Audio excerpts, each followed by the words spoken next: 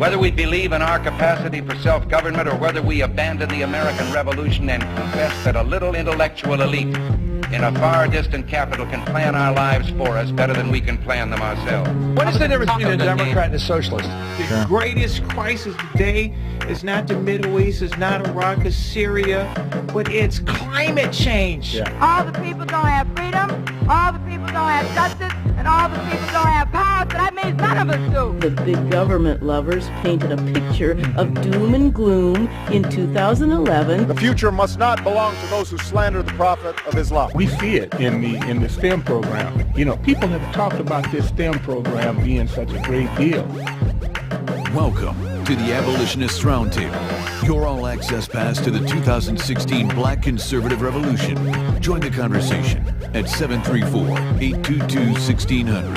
Now, here are your hosts, Del Marsh, Phil Stargell, and Janice Daniels. Well, good morning. Thank you for joining the Abolitionist Roundtable. Greetings.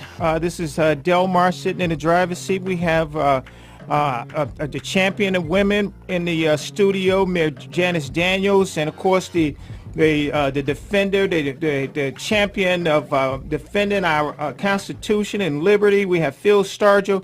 Folks, if you'd like to join the conversation, give us a call, 734-822-1600. I know a lot happened this week, and man, I couldn't wait to get here. I mean, it's been a long time. Just, Phil, Mayor, to sit on the sideline and watch everything that's going on and thinking about, wow, we gotta wait a whole week so we can talk about some of this stuff. So many things, folks, has happened since this incident that happened on Sunday up until today, and so I kind of compiled a whole bunch to talk about. But then I want to hear from you because it's just so many different perspectives that we can talk about. But what happened, I just want to mention what happened this week was horrific. It was something historic that has never ever happened at this magnitude to our country. And my prayers go out to the families in Orlando. Absolutely, we're all Americans together. Yes, we are all Americans together. Whatever person's background is, we all still all Americans together. So that's first.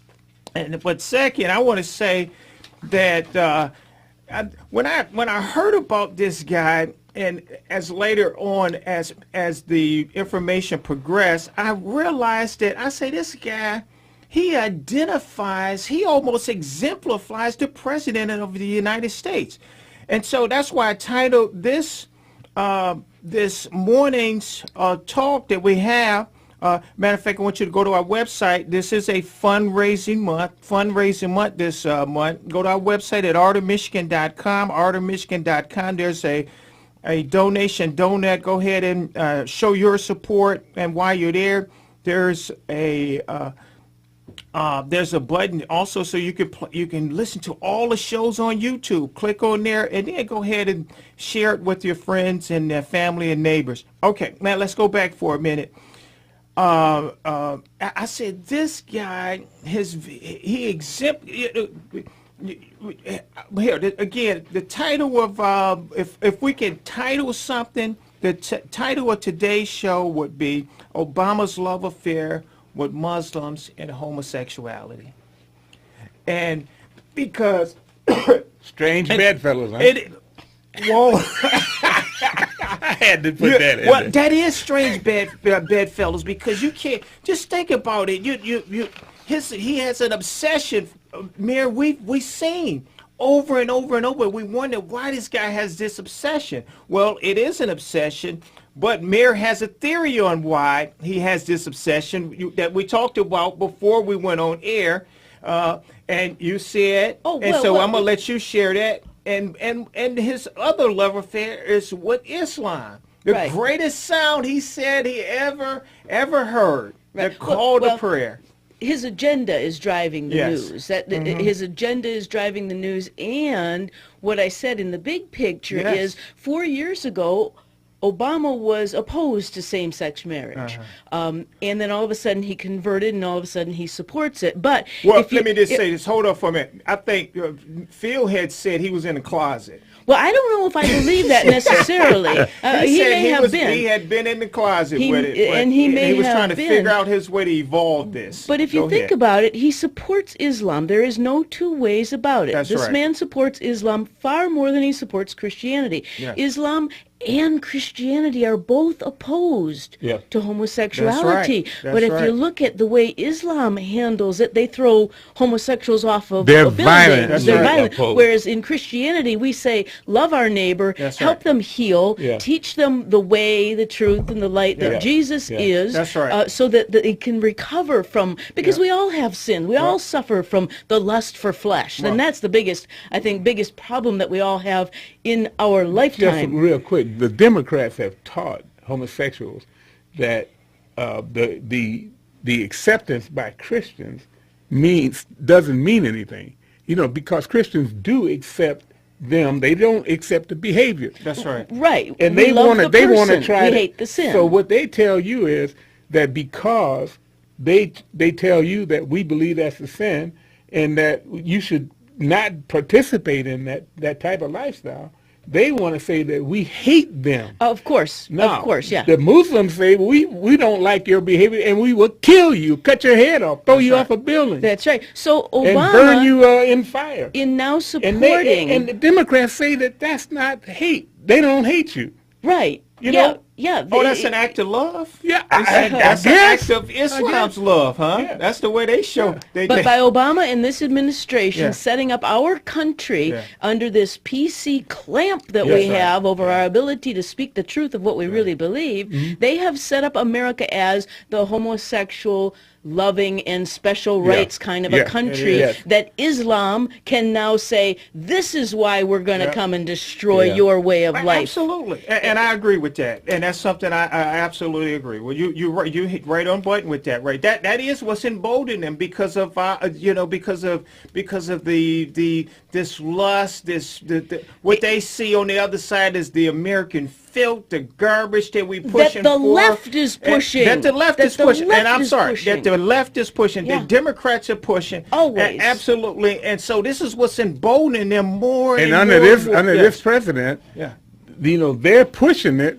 But they are, and this is why I said it's strange bedfellows.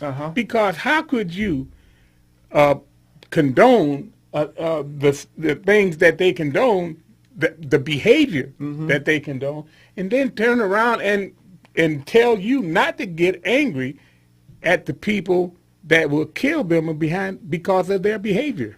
Right. He tells you don't judge them, don't judge Islam.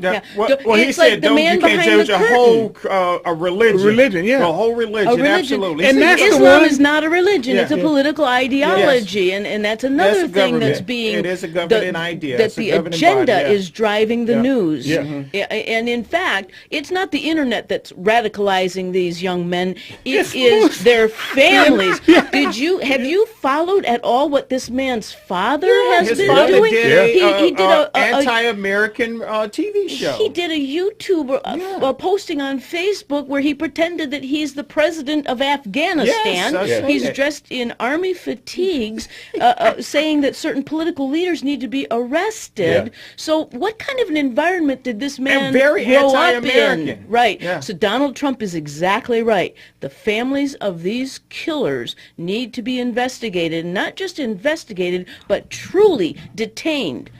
Because this is a seed of poison that's running through our country. And they have special rights. That's right. They have special rights under the Obama administration. It's special civil protected rights. Absolutely. But the truth of the matter is, we have public laws that say that you cannot live in this country if you are opposed to our way of life. There are laws. I just want to read something. This is from the Washington Free Beacon. It says again, this is from June 17th. It says Homeland Security report calls for rejecting terms like jihad and Sharia. So again, now this is coming from the Homeland Security.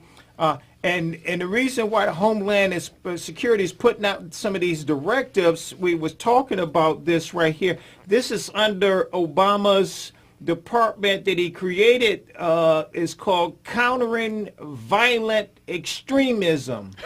Yeah. So and so I know you wanted to go ahead and talk a little bit about that.